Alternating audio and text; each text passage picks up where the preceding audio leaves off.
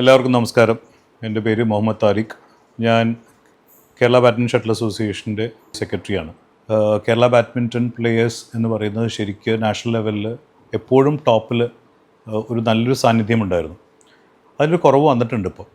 ആ കുറവ് പരിഹരിക്കാനായിട്ട് നമ്മൾ മനസ്സിലാക്കുന്നത് ഒരു കോച്ചിങ്ങിനൊരു ഫിനസ് സെൻറ്റർ ഇല്ല എന്നുള്ളതാണ്.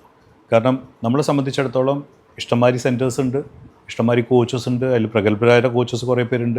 ബട്ട് അതിനകത്തൊരു ഫിനസ് സെൻറ്റേഴ്സ് ഇല്ല. ഫോർ എക്സാമ്പിൾ, ഇപ്പോൾ ബാംഗ്ലൂരുള്ള മാതിരി, ഹൈദരാബാദുള്ള മാതിരി, അല്ലെങ്കിൽ ഗുവാഹട്ടിയുള്ള മാതിരിയുള്ള ഒരു ഫിനസ് സെൻറ്റർ നമ്മളിവിടെ കേരളത്തിൽ വന്നു കഴിഞ്ഞാൽ, അല്ലെങ്കിൽ കൊണ്ടുവരാൻ പറ്റിയാൽ, നമ്മുടെ സെലക്റ്റഡ് ആയിട്ടുള്ള പ്ലേയേഴ്സ് ഒരു 10, 20 അല്ലെങ്കിൽ 30 സെലക്റ്റഡ് ആയിട്ടുള്ള പ്ലേയേഴ്സിനെ ഐഡൻറ്റിഫൈ ചെയ്തുകൊണ്ട് അവർക്ക് സ്പെഷ്യൽ ട്രെയിനിങ്, അത് ഫുൾ ടൈം ട്രെയിനിങ്ങോ അല്ലാന്നുണ്ടെങ്കിൽ ഇൻ്റർമീഡിയറ്റ് ആയിട്ടുള്ള ട്രെയിനിങ്ങോ കൊടുക്കുകയാണെങ്കിൽ അവരുടെ റിസൾട്ട്സിൽ കുറച്ചും കൂടി മാറ്റം വരുമെന്നുള്ള ഒരു പ്രതീക്ഷയിലാണ് ഞങ്ങൾ നിൽക്കുന്നത്. അതിൻ്റെ ഭാഗമായിട്ട് നേരത്തെ പ്രസിഡൻറ്റ് അനൗൺസ് ചെയ്തിരുന്നു നമ്മളൊരു ഫിനസ് സെൻറ്റർ കൊണ്ടുവരാനായിട്ട്. അത് പ്രോബബ്ലി നമ്മൾ നേരത്തെ പറഞ്ഞ മാതിരി തന്നെ സോൺ വൈസ് തന്നെയാണ് പ്ലാൻ ചെയ്യുന്നത്. അതിന് ഇനീഷ്യലി എന്നുള്ള രീതിയിൽ സെൻട്രൽ സോണിൽ എറണാകുളം ഒരു സെൻട്രൽ പോയിൻ്റ് എന്നുള്ള രീതിയിൽ എറണാകുളത്തായിരിക്കും ആദ്യം തുടങ്ങാൻ നമ്മൾ പ്ലാൻ ചെയ്യുന്നത്. ഇപ്പോൾ അത് ശരിക്കും പറഞ്ഞു കഴിഞ്ഞാൽ ഒരു ഹൈദരാബാദ് ബേസ് ചെയ്തിട്ടും ബാംഗ്ലൂർ ബേസ് ചെയ്തിട്ടും ഗുവാഹട്ടി ബേസ് ചെയ്തിട്ടും ശരിക്ക് കാര്യമായിട്ട് അവിടെയാണ് ശരിക്കും ആക്ടിവിറ്റീസ് നടക്കുന്നത്. അപ്പോൾ നമ്മുടെ ഇവിടുത്തെ പ്ലെയേഴ്സ് തന്നെ ശരിക്കും പറഞ്ഞു കഴിഞ്ഞാൽ ഒരു ലെവൽ കഴിഞ്ഞ് കഴിഞ്ഞാൽ they are opting out of Kerala and എന്താ പറയുക getting settled in either Hyderabad or Bangalore or Guwahati. അതാണ് മേജറായിട്ടുള്ള സംഗതി.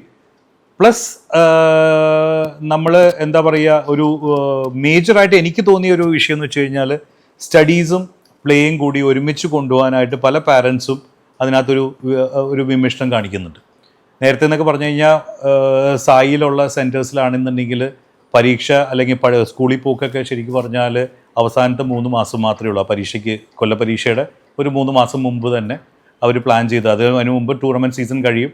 അപ്പോൾ അതുവരെ ഫുള്ള് കളിയിൽ കോൺസെൻട്രേറ്റ് ചെയ്തുകൊണ്ടെന്ന് പറഞ്ഞാൽ നമ്മളിപ്പോൾ കലണ്ടർ പറയുകയാണെങ്കിൽ ഒരു ഏപ്രിൽ മുതൽ ഡിസംബർ വരെ ഫുള്ള് കളിയായിട്ട് ബന്ധപ്പെട്ട് നിൽക്കും. അത് കഴിഞ്ഞ് ജാനുവരി, ഫെബ്രുവരി, മാർച്ച് ആയിരിക്കും അവരിതൊന്നും ബ്രേക്ക് എടുത്തിട്ട് 3 മാസം ഫുള്ള് പഠിപ്പും കാര്യങ്ങളുമായിട്ട് പോയി അവർ ആ കൊല്ലപരീക്ഷ മാത്രം എഴുതി വരുന്നത്. ഇപ്പോൾ എന്താ ചെയ്യുകയെന്ന് വെച്ച് കഴിഞ്ഞാൽ ഇപ്പോൾ അവരൊരു എന്താ പറയുക ഒരു മോർണിംഗ് ഒരു ഫിസിക്കൽ ട്രെയിനിങ് ഉണ്ടാവും, ഈവനിങ് ഒരു ഓൺ കോർട്ട് ട്രെയിനിങ് ഉണ്ടാവും.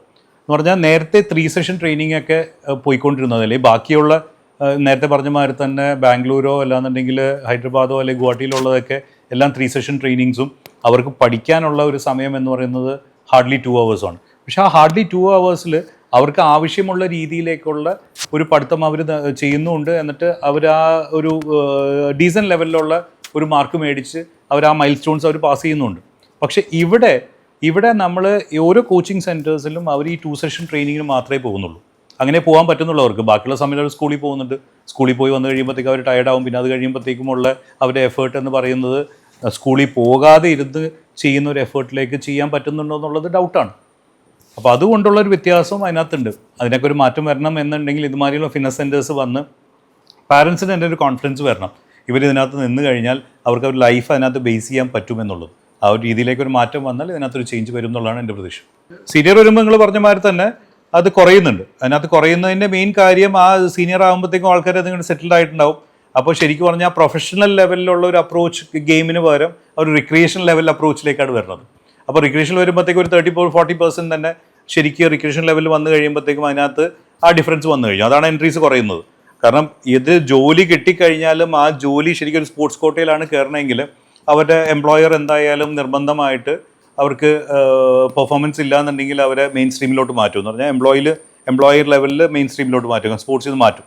അപ്പോൾ അത് ഒഴിവാക്കാൻ വേണ്ടി ചില ആൾക്കാർ എംപ്ലോയറിൽ എന്ന് പറഞ്ഞാൽ ഇപ്പോൾ കേരള ഗവൺമെൻറ് എന്തെങ്കിലും ഒരു സ്ഥാപനത്തിൽ കയറുകയാണെങ്കിലും അവരത് കണ്ടിന്യൂ ചെയ്ത് അവർക്ക് ആ ഒരു മെയിൻ സ്ട്രീമിൽ തന്നെ നിൽക്കണമെന്നുണ്ടെങ്കിൽ അവർ ടൂർണമെൻറ്റ്സ് ഇതൊക്കെ ഏതെങ്കിലുമൊക്കെ പാർട്ടിസിപ്പേറ്റ് ചെയ്ത് ചിലതിലൊക്കെ ജയിച്ച് അങ്ങനെ കണ്ടിന്യൂ ചെയ്യാറുണ്ട്.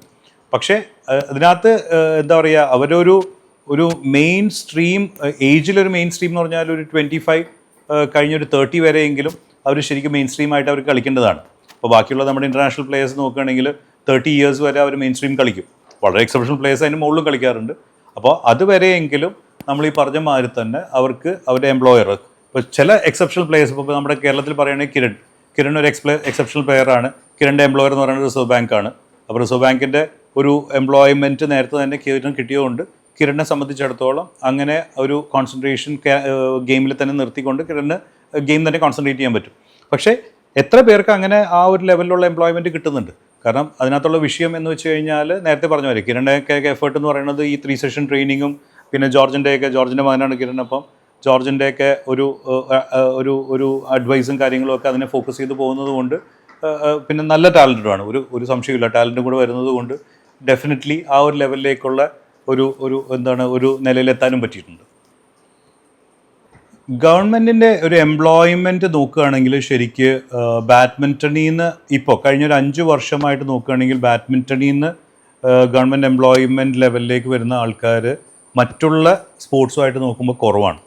കാരണം എന്താണെന്ന് വെച്ച് കഴിഞ്ഞാൽ നേരത്തെ സൂചിപ്പിച്ച പോലെ തന്നെ സൗത്ത് സോണിലോ അല്ലെങ്കിൽ നാഷണൽ ലെവലിലോ ഉള്ള പെർഫോമൻസ് കമ്പാരിറ്റീവ്ലി ഇപ്പോൾ കുറവായതുകൊണ്ടാണ്. കാരണം ബാക്കിയുള്ള അത്ലറ്റിക്സ് ആണെങ്കിലും അല്ലെങ്കിൽ ബാക്കിയുള്ള സ്പോർട്സ് ആണെങ്കിലും അവർക്ക് സ്റ്റേറ്റിൻ്റെ മുകളിലേക്കുള്ള പെർഫോമൻസ് കൂടുതലുള്ള ആൾക്കാർ കേരള സ്റ്റേറ്റിൽ കൂടുതലാണ്. അപ്പോൾ കമ്പയർ ചെയ്യുമ്പോഴത്തേക്കും ഗവൺമെൻറ്റിൻ്റെ എംപ്ലോയ്മെൻറ്റ് വന്ന് കമ്പയർ ചെയ്യുമ്പോഴത്തേക്കും ബാഡ്മിൻ്റൻ്റെ കമ്പാരിസൺ ഒക്കെ സ്റ്റേറ്റ് ലെവലേ ഉള്ളൂ, അല്ലെങ്കിൽ മാക്സിമം സൗത്ത് സോൺ ലെവലേ ഉള്ളൂ, നാഷണൽ ലെവലില്ല. അല്ലെങ്കിൽ അങ്ങനെ കമ്പയർ അല്ലെങ്കിൽ യൂണിവേഴ്സിറ്റി ലെവലേ ഉള്ളൂ. ബാക്കിയുള്ളത് നോക്കുമ്പോഴത്തേക്കും ബാക്കിയുള്ള അത്ലറ്റിക്സോ ബാക്കിയുള്ളത് നോക്കുമ്പോഴത്തേക്കും ഇതിനേക്കാളും കൂടുതൽ വരുമ്പോൾ അവർക്കൊരു പ്രിഫറൻസ് പോകുന്നുണ്ട്. അതിനൊരു മാറ്റം വന്നു കഴിഞ്ഞാൽ ഡെഫിനറ്റ്ലി ജോലി സാധ്യത ഒരു കുറവുമില്ല. നേരത്തെ അതിനേക്കാൾ തന്നെ എന്ന് പറഞ്ഞാൽ കൊല്ലങ്ങൾ മുമ്പുണ്ട് എങ്ങനെ ഉണ്ടായിരുന്നോ അതുമാതിരി തന്നെ തിരിച്ചത് കൊണ്ടുവരാൻ പറ്റും എന്നുള്ളതാണ് എൻ്റെ വിശ്വാസം.